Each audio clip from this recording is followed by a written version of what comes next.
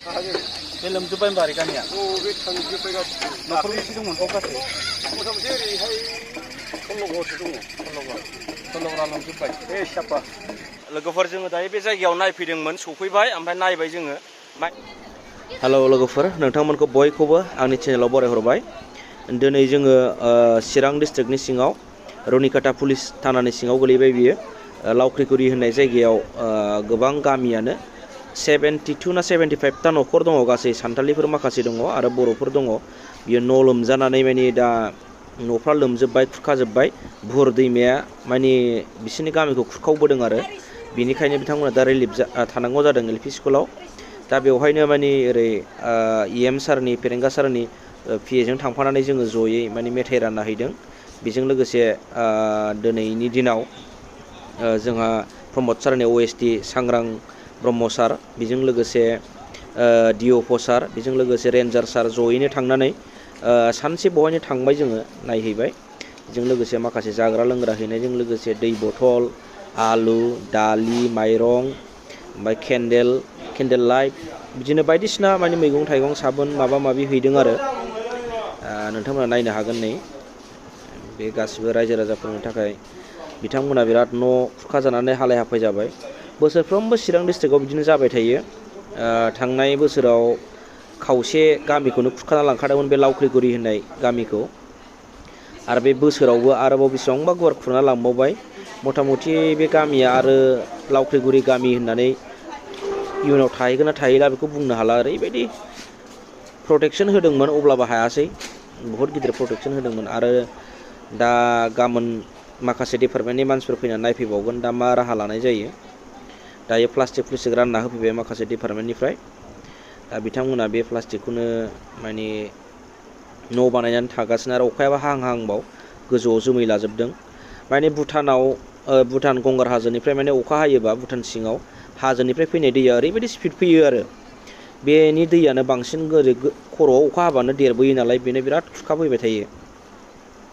नोंथांमोना नायनानै नुदों जानो हागौ। नोंथांमोना सोरबाफोरबो नायफैनानै बिदिनो डनेसन होनो गोसो दङबा, रायजो राजाफोरखौ अननो गोसो दङबा, नोंथांमोना सोरबाफ्रा गोबां रां दंजायोब्ला अननानै होफैनो हागोन बिथांमोननो। बिथांमोना बिराद हालाय हाफायाव दङ, गावबा गाव न' बानायनानै। आरो बेबो फोथाराबो दै जेब जेबबाव, ओइनि हनै ओरै सानजाहा नुदोंना, बे गासिबो दै गोजा आरो दैजों हनै बैसोरो दै बोहैबोबावो। बिसोर बैसां लुनानैसो दा उन्दुनांगोन आरो बे प्लास्टिकआव ओरैनो हायाव उन्दुजाबावनाय नङा। ओरै फोथाराबो खावसे दैजों लोमखानायखा। दा बिदिनो गासिबो सारमोनबो दंहैयो, माखासेया नायहैदों, ओमफ्राय जोंबो एसे नायदिंबाय। नायलांबाय थादो नोंथांमोन, भिडिअखौ नुलांगोन।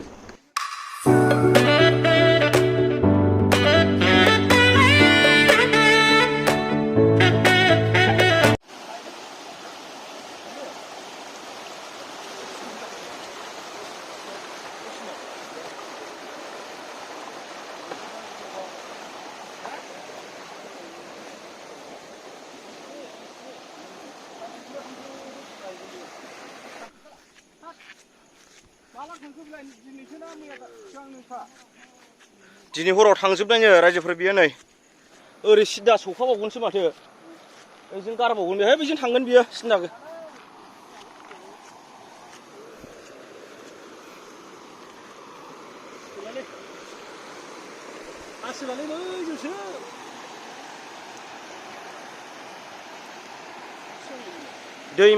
दै थांग्राया बै नैबे बै हाखौ बारजोबनांगौ, ओमफ्राय ओरै गेजेरजों खुरखावबोबाय बियो।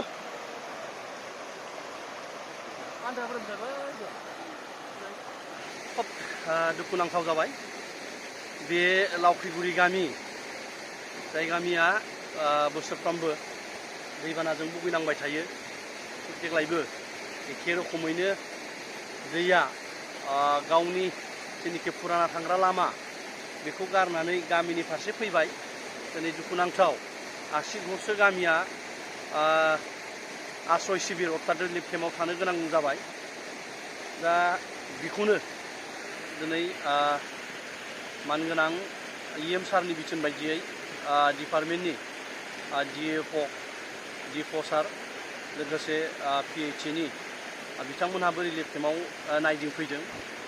दा खोब दुखुनांथाव जे जाय जाथायखौ दिनै फोरमायनानै माने दुखु फोरमायस' हाया खुब दुखु गोनां जाबाय जे बै फारसेजोंमोन दैया फैनानै ओरै बारबोबाय दा बेबायदि जुदि फैबाय थायोबा उननि समाव निस्सय बिनि सायाव जुदि गोजौ लेभेलनि मोनसे गोजौ थाखोनि इन्जिनियारफोरखौ लानानै सार्भे खालामनायनि गेजेरजों मोनसे बिनि दानखेनायनि जिनिखि बेबस्था बेखौ दै खुरखा बिफान अर्थात सरकार बिथिङा गोख्रों जुदि बेबस्था लानाय जायाब्ला भबिष्यत बे गामिनि जिनिखि गामि लावख्रिगुरि गामि बे आरो इयुनाव जोङो लावख्रिगुरि गामिखौ इयुनाव लावख्रिगुरि गामि हिसाबै जों नागिरनानै मोननाया गोब्राब जाबाय।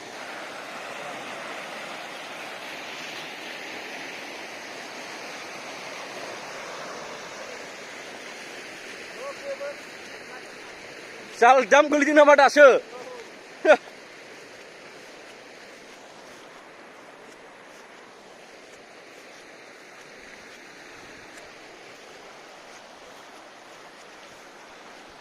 नै माबायदि खुरखाबोजोबखो ओरैजाय गामियानो दुब्लि बारि गोजामोन बियो सेस दुब्लिमोन नै माइ गायनो हायासै मानि ओरै खुरखावबोबाय।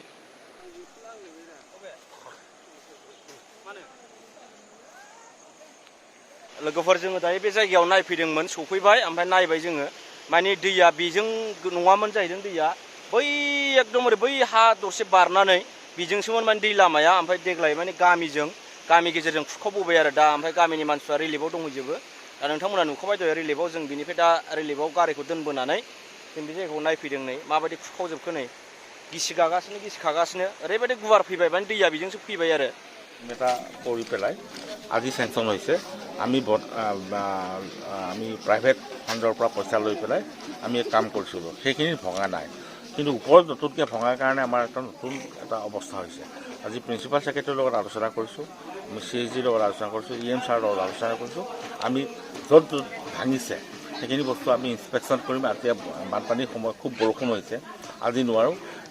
এই বছৰৰ ভিতৰতে আমি ভৱিষ্যতৰ এই মানুহখিনি যাতে শান্তি থাকিব পাৰে তাৰ কাৰণে এইখন অঞ্চলত বহুত ক্ষতিগ্ৰস্ত হৈছে ছাৰ। হয়, এইটো আজি বুলি নহয়, যোৱা বছৰ আমি ৰিলিফ কেম্পত আছিলে, এই বছৰ ৰিলিফ কেম্পত আছে। লাভগুৰি মানুহখিনিৰ যিটো কষ্ট হৈছে সেই কষ্টটো কাৰণটো হৈছে নিজাজুৰি পাৰৰ পৰা আমাৰ ফাণ্ড নহ'লেও MMRD মাইনৰ মিনাৰেলছ এই ফাণ্ডৰ পৰা আমি পইচাখিনি মেনেজ কৰি আছোঁ। কালি আমাৰ মিটিং হৈছে আৰু খুব সোনকালে আপোনালোকক এই বাৰিষাটো আমি কৰিব নোৱাৰিম, অহা বাৰিষাৰ আগতে আমি মানুহখিনিক চেফ দিব পাৰিম বুলি আশা কৰোঁ। লাউখুইগুৰি যদি হয় ইয়াৰ পিছত বহুখিনি গাঁও ধ্বংস হ'ব। লাউখুইগুৰি নহয়, এইখিনি নদী যদি ভাঙে ৰুণিখাটা অঞ্চলো থাকিব নোৱাৰে, সেইকাৰণে ইয়াতে বহুত ইম্পৰ্টেঞ্চ দিয়া হৈছে।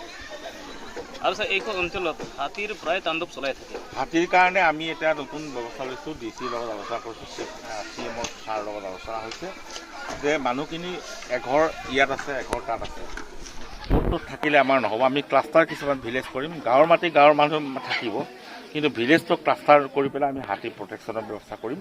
এইটো হয়তো এই বছৰ নহ'লেও এই বছৰৰ লাষ্টৰ ফালে আমি আশা কৰোঁ যে এইটো কৰিম। কিন্তু আজিলৈকে ছাৰ ক্ষতিগ্ৰস্ত মানুহ বন বিভাগৰ পৰা বা চৰকাৰৰ পৰা কোনো ধৰণৰ সুবিধা পোৱা নাই। সুবিধা নহয়, যে বন বিভাগৰ পৰা আমি যিখিনি পইচা সুবিধা দিব লাগে গভৰ্ণমেণ্ট অফ ইণ্ডিয়াৰ পৰা আমি ফাণ্ডটো পঠাওঁ, কেতিয়াবা 1 বছৰ লাগে, কেতিয়াবা 2 বছৰ লাগে, সেইকাৰণে আমি দিব নোৱাৰোঁ। ইন দ্য মিন টাইম আমি BTC চৰকাৰৰ লগত আলোচনা কৰিছোঁ, BTC চৰকাৰে এককালীন সাহায্য দিব যেতিয়ালৈকে আমি চেণ্ট্ৰেল গভৰ্ণমেণ্টৰ পৰা পইচাখিনি নাপাওঁ।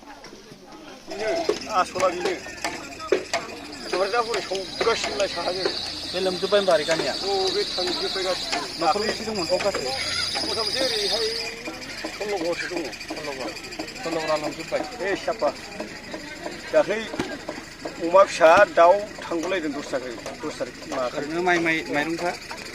माइरं लस जायाखै? गोजौ दोननायखाय एसे बासायबाय। बे अमा फिसा थांबाय, दाउ थांबाय, बोरमा बिदिनो थांबाय। दैया 10थायाव खरै फैबायना जाम्बा बुरजा 10थायावसो लोमदों। मा हरैनिबो दं नामा भाइ? साहानिबो दङ, साहानाबो ओरै सौखा। मा गामि होनो बेखौ? लावख्रिगुरि। ओमफ्राय हरैनिखौ? हरना बेयो जोंनि एखे गामि दरसेखा? माबा दङ गासै 65 घर दंसै। 65 घर गासै।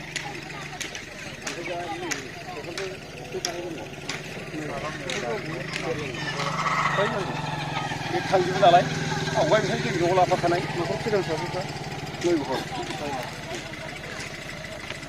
बोसोरनै जाबाय बिसोरखौ लाखानाया ओरैनो थाथ'गासिनो दा दिनै उफाय गैया रानजासे दाथ' हाबगासिनो जोंनियाव खाजाखाया देरगासिनो ना मा दैया बुसावदों बेहाय बे गुफुर बुहुर दैया ना माबानिफ्राय भुटाननिफ्राय फैनाय औ औ औ माबाजों फैयो बै गुफुर बै मा होनो थफे बुस्थुनि सोनाबनिया